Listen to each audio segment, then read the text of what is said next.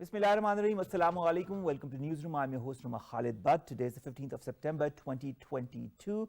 And these are the stories that we'll be discussing in detail during the course of the show. We'll begin with the SCO head of the Council of the Heads of State meeting that will be happening tomorrow. But of course, it's a two-day moot of the heads of states of all the SCO members.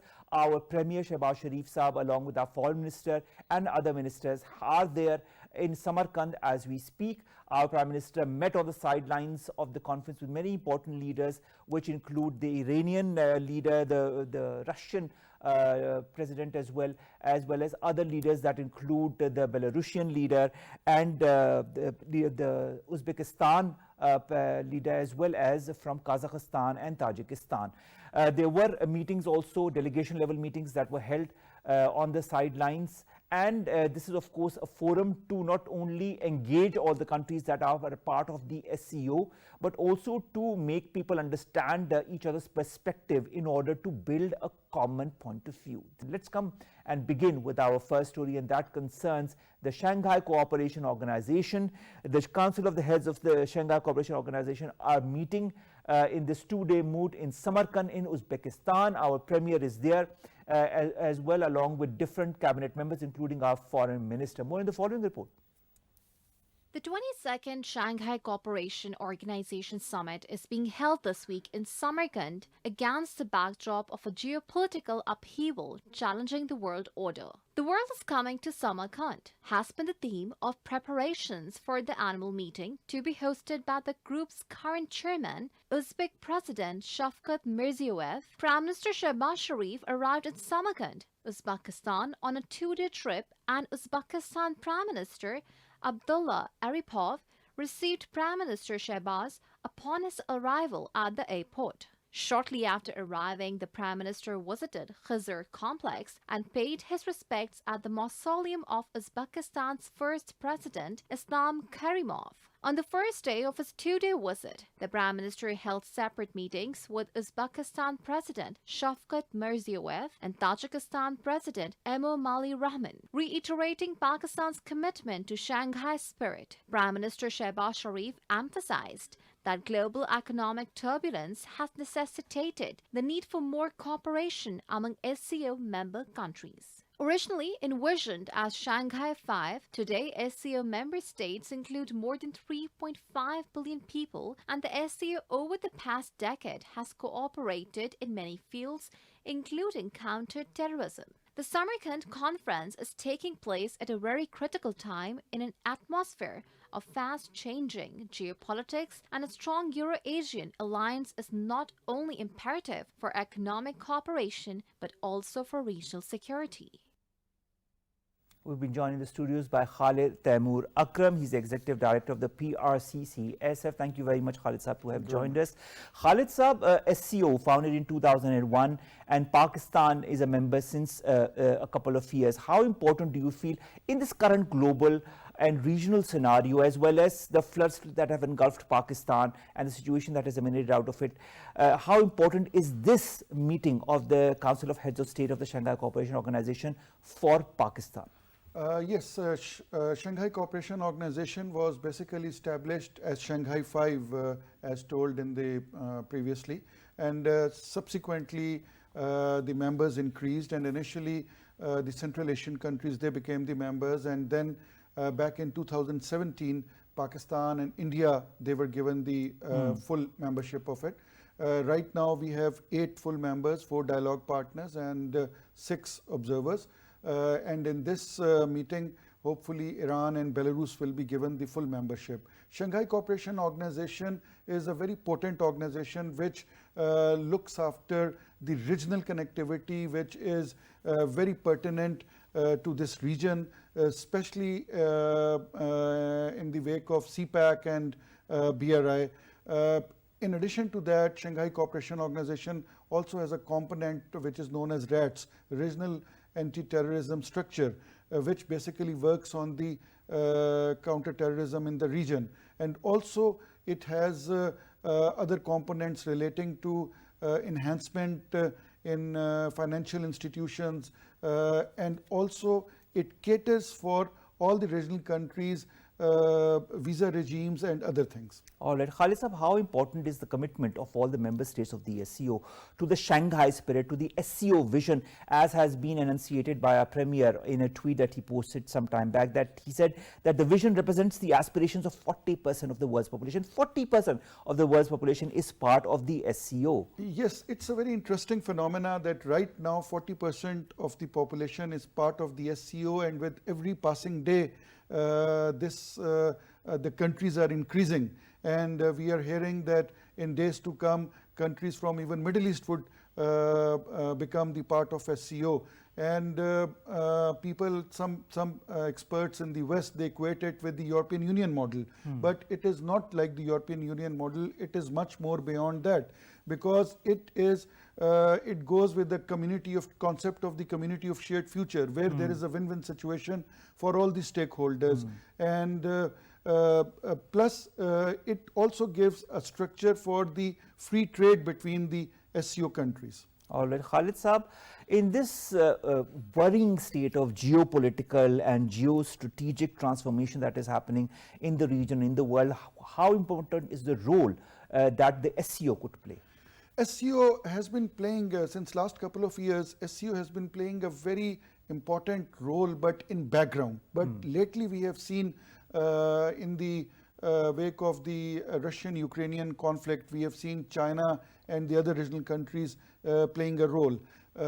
Also, we have seen in various other regional conflicts, and for example, Tajikistan and Kyrgyzstan, they had some water disputes, and since both of them are the SCO members, so their dispute was resolved through that platform. In addition to that, there are a number of avenues which are opening up through SCO, not only in trade, not only in the banking system, but also in overall connectivity. Recently, we have seen the concept of Central South Asian connectivity. True. The Central Asian countries are going to get connected with the South Asian countries through a rail route, which the work has already started from Uzbekistan to Pakistan, via Afghanistan to Pakistan, connecting them to CPAC and subsequently to the Arabian Sea through Gwadar port.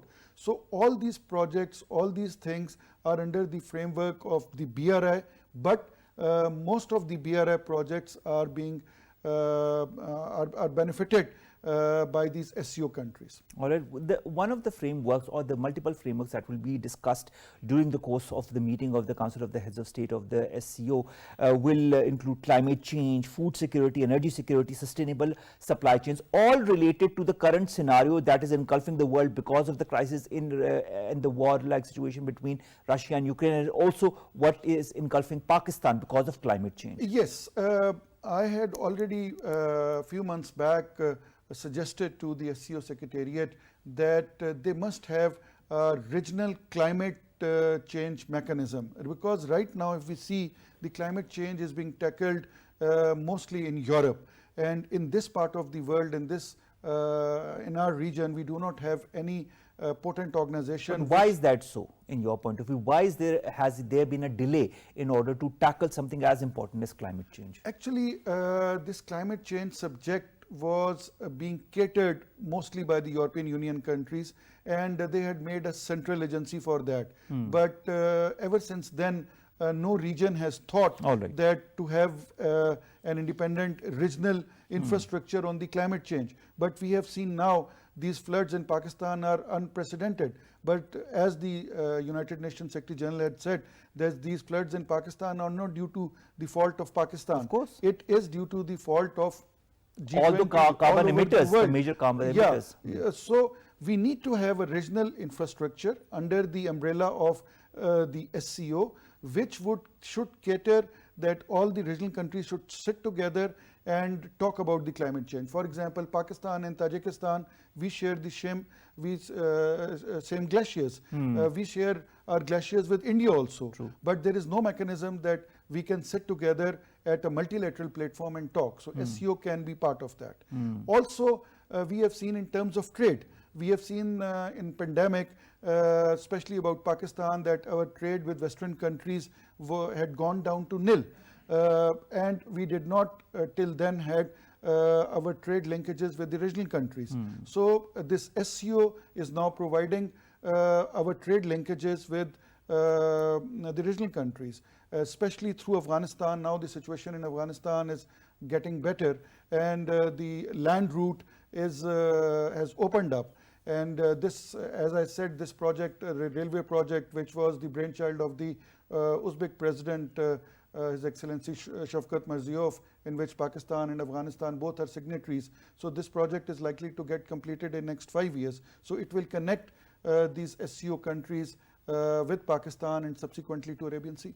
Let's talk of Afghanistan, because this is one country that you just pointed out. Afghanistan is also going through a lot of turmoil, political, economic or otherwise. How important is the role of the SCO? Because Pakistan and Tajikistan also met on the sidelines of the SCO. They also discussed Afghanistan, and it's going to be an important issue. That and of course the Russia-Ukraine conflict.